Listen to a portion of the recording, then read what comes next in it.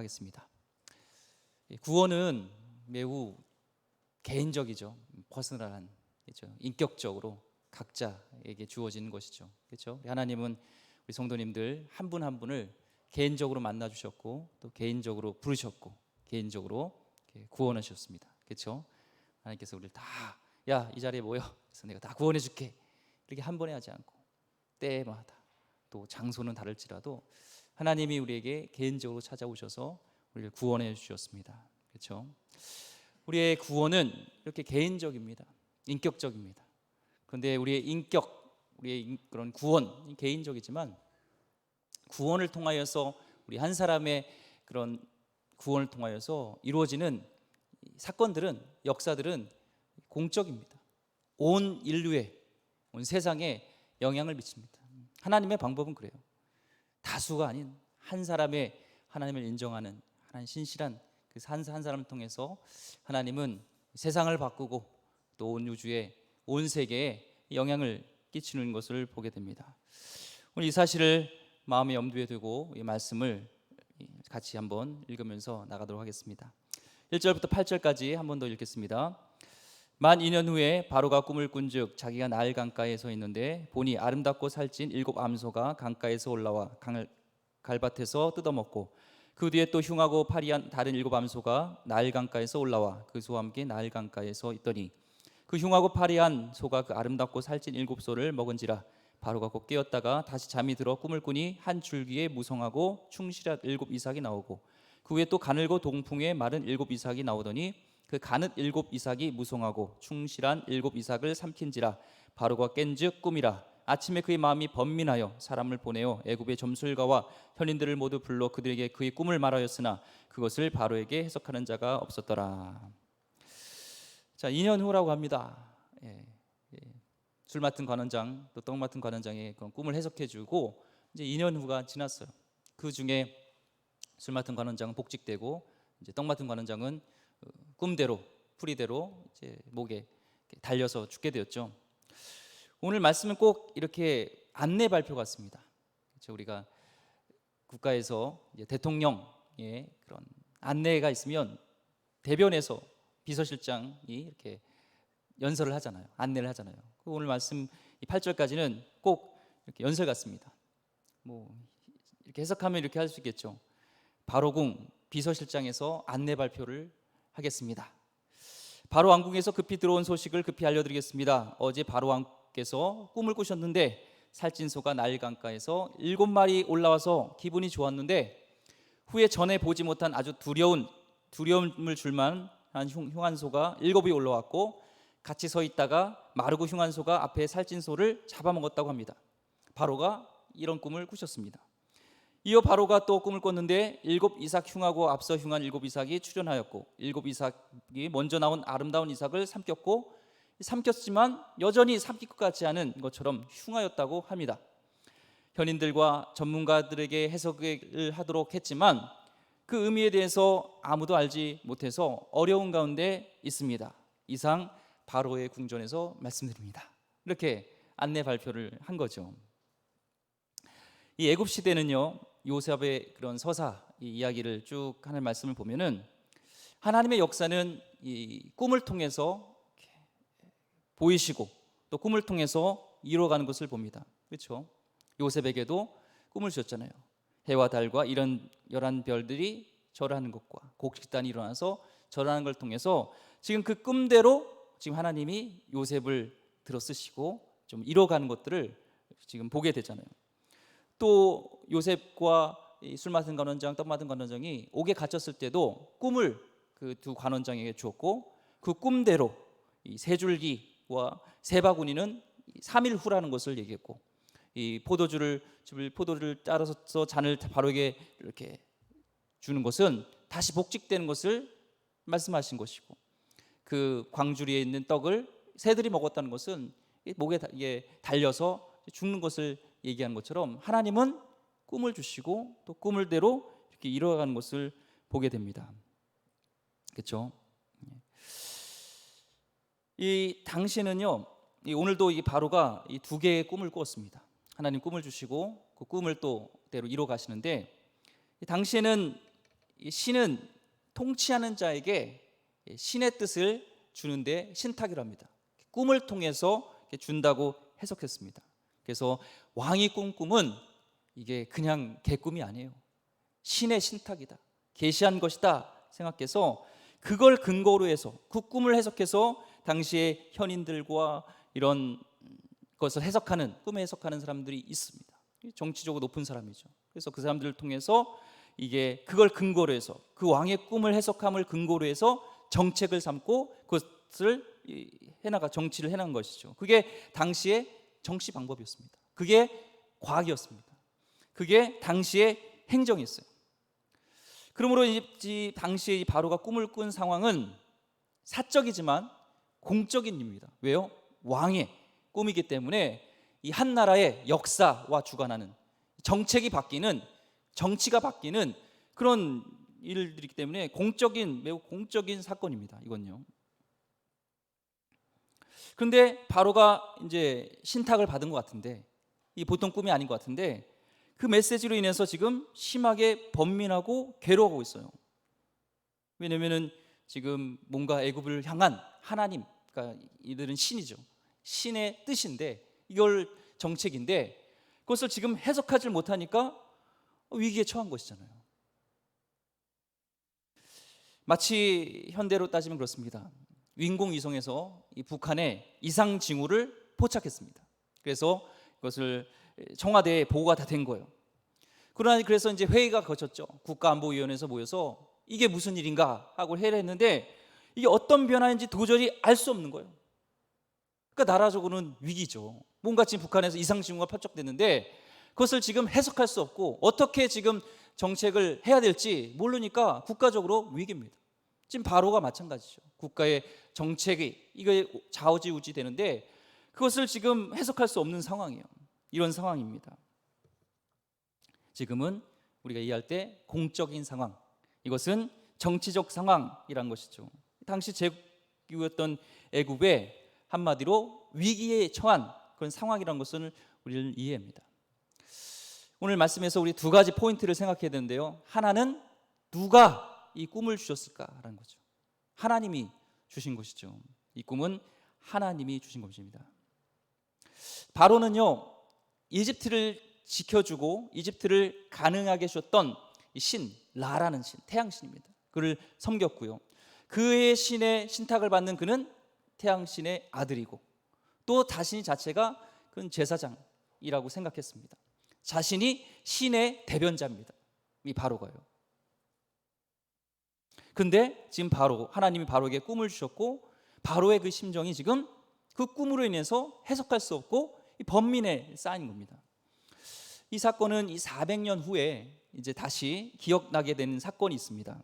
이스라엘 백성도 그렇고 애굽에서도 이 여호와 하나님의 이름을 잊어버리게 되죠. 하나님은 이 출애굽을 그냥 시킬 수 있었습니다. 이스라엘 백성을요. 그런데 하나님께서는 이집트인들에게 10가지 재앙을 내리신 후에 그 다음에 그들을 다시 출애굽하시죠. 그렇죠? 지금 그때 10재앙을 내리실 때 이 말씀에 보면 이 독특한 이 표현이 있어요. 반복되는 게 있습니다. 모세가 바로에게 가서 광야로 가서 여호와 하나님을 예배하게 해주십시오 할 때 바로가 계속 얘기합니다. 여호와 하나님이 누군데, 여호와가 신이 누군데 계속 얘기를 하는 거예요. 그건 뭐냐면 자신의 애굽은 강한 강대국은 최고의 신은 라라는 신, 이집트 신이고, 그런데 이 노예의 신, 히브리 민족의 신 여호와라는 그 신, 그깟 노예의 신이 얘기한 그것을 들어 나는 라의 신을 청탁을 듣는 그런 신의 제사장, 신의 아들인데 어디 감히 나한테 그 도전해? 지금 그것을 얘기하는 거예요. 모세는 백성들이 잊어버렸던, 또 이 모세가 바로가 별로 중요시 여기지 않았던 천하게 여겼던 그 여호와 이름으로 바로 앞에 경고합니다. 여호와께서 이렇게 행할 것입니다. 그래요. 그때 바로는 마음이 계속 강팍해지는 것을 봅니다. 강팍해집니다. 그 강팍해졌던 이유가 그거예요. 우리 하나님이 하셨다고 이렇게 얘기하지만 강팍했던 그 이유가 내가 믿는 신의 내가 아들인데, 내가 대변자인데 그깟 노예의 신 여호와가 무엇인데 그 말을 들어야 되느냐라는 것을 지금 계속 얘기하는 겁니다. 그로 인해서 애굽 사람도 이스라엘 이 사람들도요, 역사를 주관하고 계시는 분 여호와 하나님 것을 깨닫게 된 것이죠. 오늘 말씀도 그렇습니다.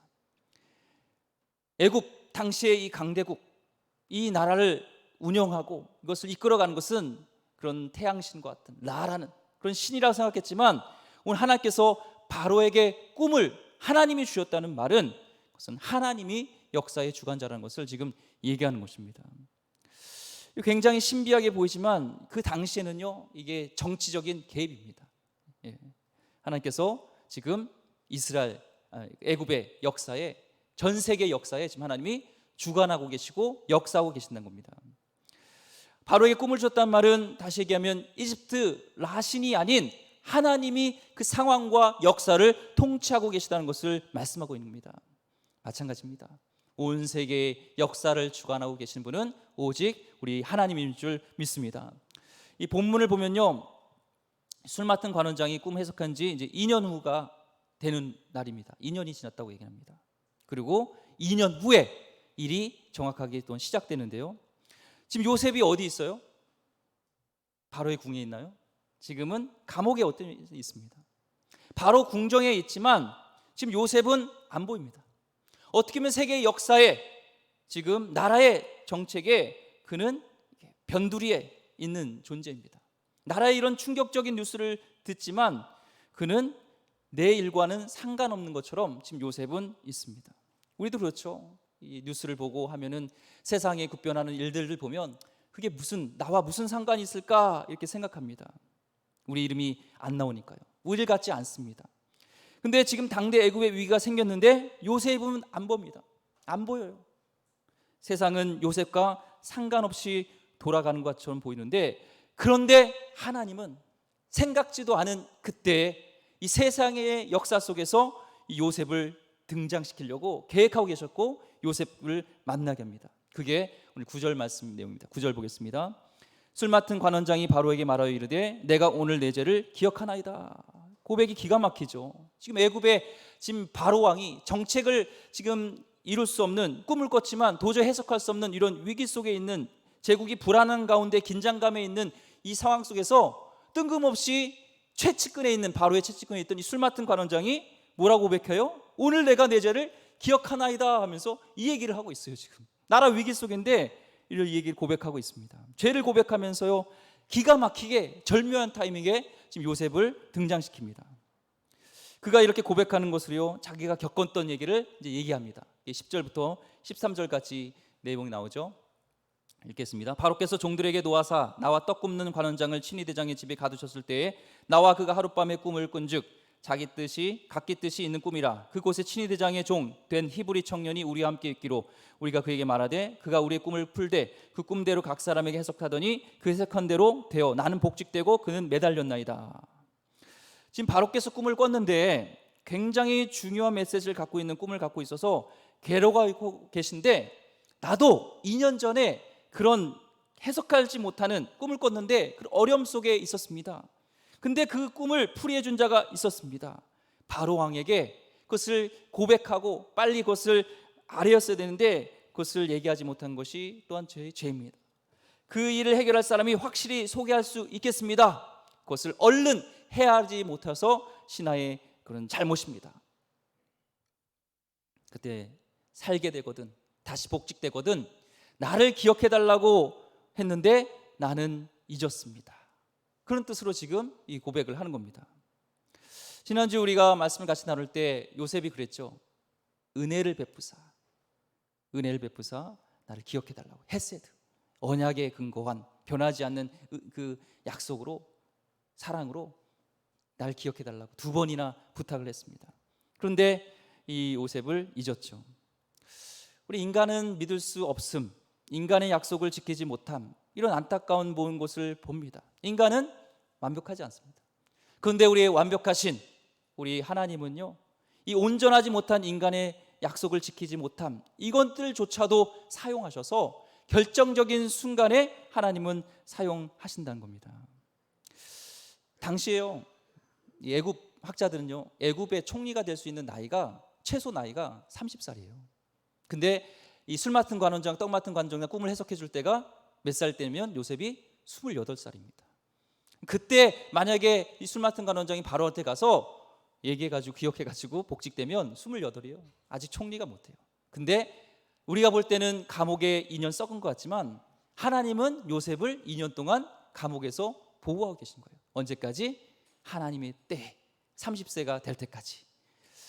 우리는 잘 모릅니다. 한 치 앞을 몰라요. 내가 볼 때는 하나님이 이렇게 하시면 이게 잘 될 것 같은데, 내가 기도 제목이 이건데 당장 응답이 그렇게 안 될 수가 있어요. 그런데 하나님은 우리가 보지 못하는 그 인생의 너머까지도 보시면서 하나님이 구체적으로 역사하고 계신 것을 봅니다.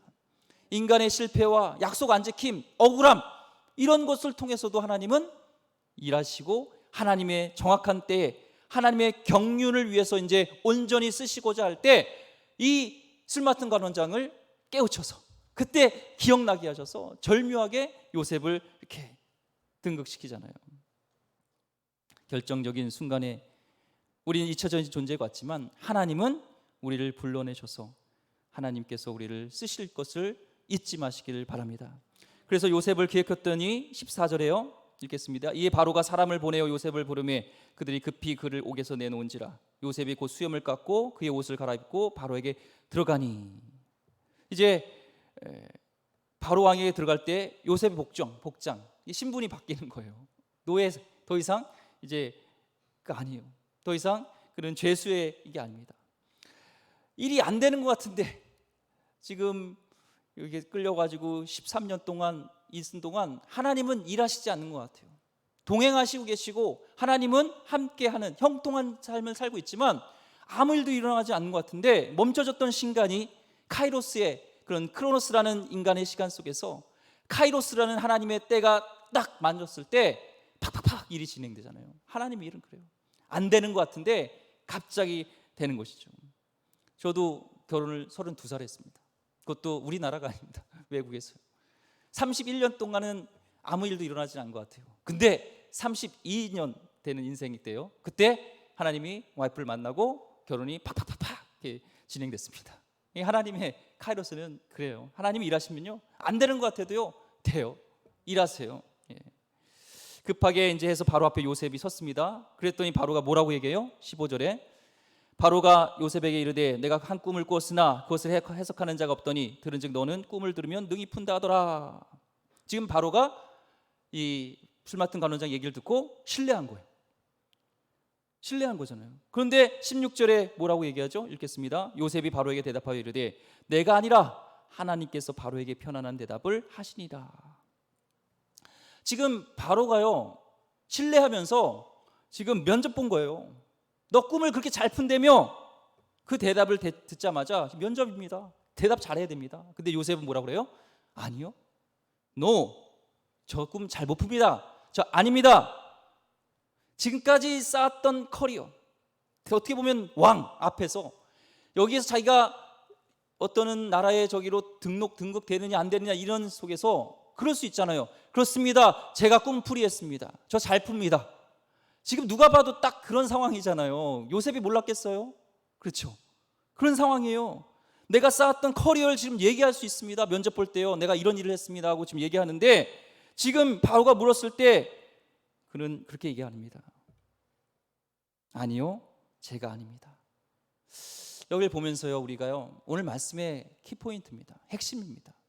요셉은 항상 삶 속에서 하나님을 인정하는 삶을 살았다는 거예요. 하나님을 인정하지 않을 때 이런 속에서, 이런 기회 속에서 자신이 커리어를 얘기할 수 있는 시간에 자기의 커리어는 딱 닫고 하나님을 높이고 하나님이 하신다 이렇게 얘기할 수 있는 것은요, 하나님을 범사에 인정하지 않으면 절대로 이게 안 됩니다. 바로에게 뭐라고 얘기해요? 편안한 대답을 하시리라. 하나님이요. 이 뜻은 하나님이 당신 바로에게 샬롬을 말씀해 주겠다는 거예요. 이 샬롬 평안은 당신이 꾼 꿈에 대해서 나쁜 일이 일어나지 않겠다 이게 아닙니다. 좋은 일이든 나쁜 일이든 어떤 역사와 계획 가운데 일어날 건지 당신이 이해할 수 있게끔 하나님이 알려주겠다는 거예요. 평안이란, 여기서 샬롬은요, 누가 그 일을 하시냐? 하나님께서. 요셉은 그것을 정확하게 인정했습니다. 정확하게 내 인생의 주관자가 누구시고 누가 나의 인생을 이뤄 가시는지를 요셉은 항상 인정했어요. 잠언서 3장 6절 말씀에 이런 말씀이 있죠. 너는 어떻게 해요? 범사에 그를 인정하라. 그리하면 내 길을 지도하시리라. 아멘. 우리 길을 지도하시고 인도되는 방법이 뭐예요? 범사에 하나님을 인정하면 됩니다. 그래서 인정하다는 히브리어는요, 야다예요. 이거는 알다입니다. 범사에 너가 하나님을 알아라. 이 야다는요, 그냥 머리로 아는 지식이 아니에요. 내가 김정은을 안다, 이 머리로 아는 게 아니라 전인격적으로 친밀한 교제 속에서 아는 겁니다. 하나님을 너가 전인격적으로 범사에 인정하면서 알아라. 그러면은 내 길을 지도하시라, 내 길을 인도하시라 하는 것이죠.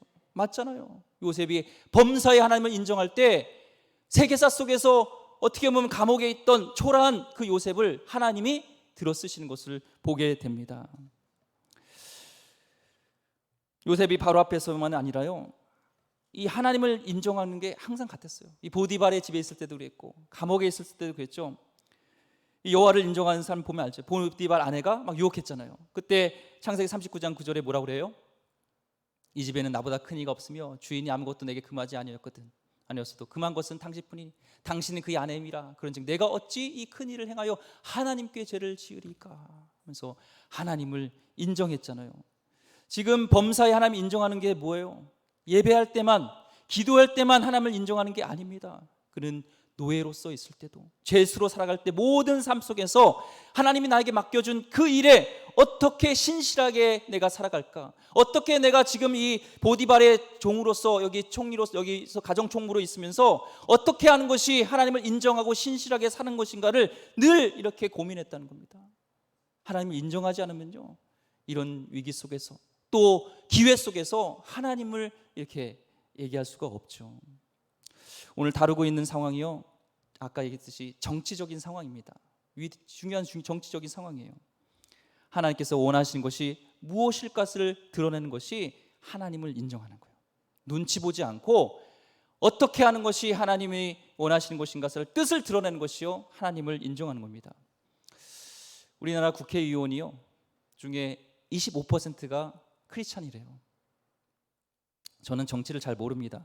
근데 확실히 고백할 수 있는 사실은 이 국회의원 25%가 기독교인인데 그 국회 현장 속에서 하나님을 인정했다면 당파적인 이익이 아니라, 자신의 이익이 아니라 어떻게 하는 것이 하나님의 뜻을 드러내는 것인가라는 것으로 일관되게 일했다면 저는 사회가 달라졌다고 저는 확신합니다.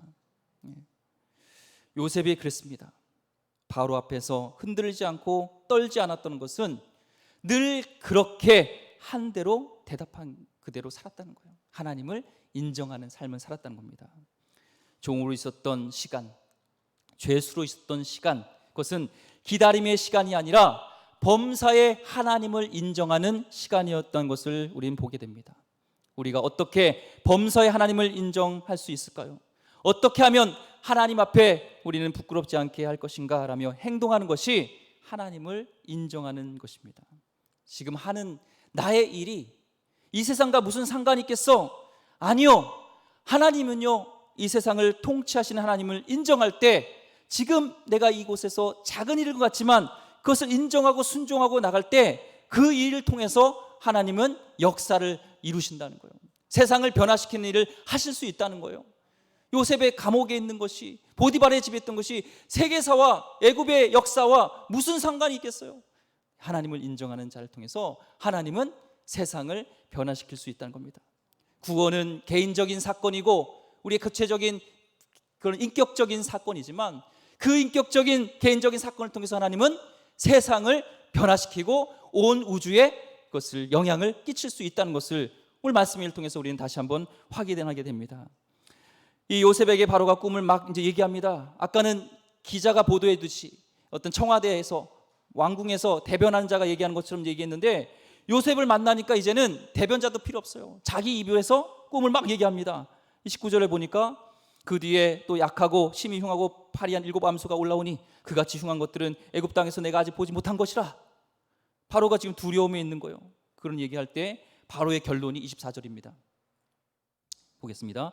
그 가는 이삭이 좋은 7 이삭을 삼키더라. 내가 그 꿈을 점술가에게 말하였으나 그것을 내게 풀이해 주는 자가 없느니라. 당시의 최고의 점술가들, 정책을 논의할 수 있는 그 사람들에게 다 얘기했지만 그들이 풀이해 주지 못했다는 거예요. 풀이해 주지 못했다는 의미는 2가지가 있습니다. 첫 번째는요, 의미를 해석하지 못했다라는 거고요. 2번째 의미는 이들도 뭔가 풀이를 했겠죠. 그런데 바로의 마음이 시원치 않은 거예요. 그거 아닌 것 같은데 라는 것이죠. 이 꿈을 누가 주셨어요? 하나님이 주셨죠. 하나님만이 이 꿈을 해석할 수 있는 겁니다. 하나님만이요, 그 마음을, 요셉의 해석을 듣고 마음을 시원하게 해줄 수 있는 분은 하나님이라는 거예요. 요셉의 해석해 줄 때 하나님이 주신 꿈이니까 풀이해 줄 수 없던 전문가들이 그 꿈을 속 시원하게 이 바로가요 이해하게 되잖아요. 확신하게 되잖아요. 그러니까 나중에 네 꿈이 맞다면서 요셉을 들어 쓰고 하는 것이 확신이 있으니까, 시원하게 되니까 얘기한 것이지, 만약에 이게 하나님이 그런 시원한 마음을 주지 않으면 이런 일이 없었겠죠.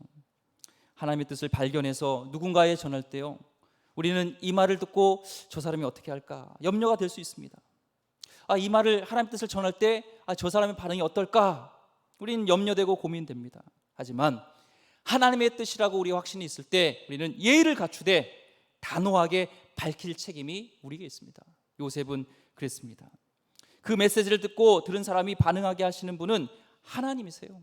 우리는 하나님의 뜻을 정직하게 담대하게 말하면 됩니다. 복음도 마찬가지예요. 이걸 전했을 때 저 사람이 어떨까, 이게 아니라 복음이 하나님의 뜻이고 저 영혼도 들어야 될 하나님의 귀한 말씀이라면 우리는 그거와 상관없이 우리는 예의를 갖춰서 그에게 전해야 될 의무가 있다는 것입니다. 우리는 그럴 때 담대하게 되는 것이죠. 복음을 가지고 전할 때 담대하시기 바랍니다. 하나님 뜻이라고 믿는다면 두려워하지 마시고요, 저들이 막 반응할 것 같아서 두려워하지 마시고 담대하시기 바랍니다. 이 바로의 이야기를 들은 요셉은요 겁침이 없습니다. 요셉이 25절부터 꿈 해석을 해줍니다. 25절부터 32절까지 보겠습니다. 요셉이 바로에게 이르되 바로의 꿈은 하나라. 하나님이 그가 하실 일을 바로에게 보이심이니라. 7 좋은 암소는 7회요 7 좋은 이삭도 7회니 그 꿈은 하나라. 그 위에 올라온 파리하고 흉한 7소는 7년이요 동풍에 말라 속이 빈 7 이삭도 7회 흉년이니 내가 바로에게 이르기를 하나님이 그가 하실 일을 바로에게 보이신다 함이 이것이라. 온 애굽 땅에 7회 큰 풍년이 있겠고 그 위에 7회 흉년이 들므로 애굽 땅에 있던 풍년을 다 잊어버리게 되고 이 땅이 그 기근으로 망하리니 후에 든 그 흉년이 너무 심함으로 이전 풍년을 이 땅에서 기억하지 못하게 되리이다. 바로께서 꿈을 2번 겹쳐 꾸신 것은 하나님이 이 일을 정하셨습니다. 하나님이 속히 행하시리니. 자, 풍년과 흉년이 있다는 것을 지금 해석해 줍니다. 풍년은 좋은 일이죠. 그렇죠? 풍년 안 좋아요? 흉년은 나쁜 일인가요? 좋은 일인가요? 나쁜 일이죠. 그런데 잘 보세요. 하나님의 경륜은요 우리와 달라요. 오히려 풍년보다도 이 흉년을 통해서요 바로의 통치가 견고하게 되는 기회가 됩니다. 흉년을 통해서 나중에 이 풍년을 잘 이렇게 했을 때 곡식을 저장하고 있다가 딴 데는 다 써버리는데 그걸 통해서 바로의 통치가 견고하게 되는 그 기회가 언제라면 이 흉년 때라는 거예요. 그래서 꿈을 2번 보여주신 것은 속히 하시겠다는, 확실하겠다는 뜻으로 풀이해 주죠. 오늘 말씀을 묵상하면서 그렇습니다. 우리 인생에도요 풍년이 있고 흉년이 있어요. 그렇죠? 항상 우리가 풍년만은 아닙니다. 근데 우리 인생 속에서 풍년은 좋다고 생각하고 흉년은 나쁘다고 생각할 수 있습니다. 그런데요 오히려 바로의 지위를 경고케 했던 것은 흉년이었습니다. 마찬가지로 우리 인생도 우리의 흉년조차도 하나님께서는 그것을 사용하셔서 경고케 할 줄 믿습니다. 하나님은 모든 것을 합력하여서 선을 이루시는 분이기 때문에 풍년과 흉년은 우리가 어떻게 할 수 없는 일이에요. 우리의 이 코로나는 우리는 어떻게 할 수 없는 일이에요. 하지만 우리는 범사에 하나님을 인정하면서 나갈 때 하나님은 우리를 이해할 수 없지만 그 흉년조차도 우리를 경고케 하시고 하나님께 든든하게 서게 하시는 도구로 사용할 줄 믿습니다. 예. 이제 마지막 34절 36절까지 이제 이렇게 고백합니다. 오늘 말씀 이거 풀이하고 오늘 말씀 마치겠습니다. 이제 바로께서는 명철하고 지혜 있는 사람을 택하여 애굽 땅을 다스리게 하시고 바로께서는 또 이같이 행하사 나라 안에 감독관들을 두어 그 7해 풍년에 애굽 땅의 5분의 1을 거두되 그들로 장차 올 풍년의 모든 곡물을 거두고 그 곡물을 바로의 손에 돌려 양식을 위하여 각 성 위에 쌓아두게 하소서. 이와 같이 곡물을 이 땅에 저장하여 애굽 땅에 임할 7해 흉년에 대비하시면 땅이 이 흉년으로 말미암아 망하지 아니하리이다. 아멘. 지금 요셉이요 죄수였는데 지금 뭐 하고 있는지 아세요? 바로에게 국사, 나라일, 정책을 제안하고 있어요. 이 영어로 보면요 이 사역 동사를 쓰고 있습니다. Let Pharaoh 이렇게 했어요. Let 사역 동사는 let 주어 모는 주어로 하여금 뭐뭐 하게 하라는 거예요. 당신 바로 이렇게 하세요. 지금 이렇게 얘기하는 거예요. 히브리의 원어에도요 명령어입니다. 지금 세상에서 지금 가장 힘센 근세 지금 현대에 가장 힘센 나라가 어디예요?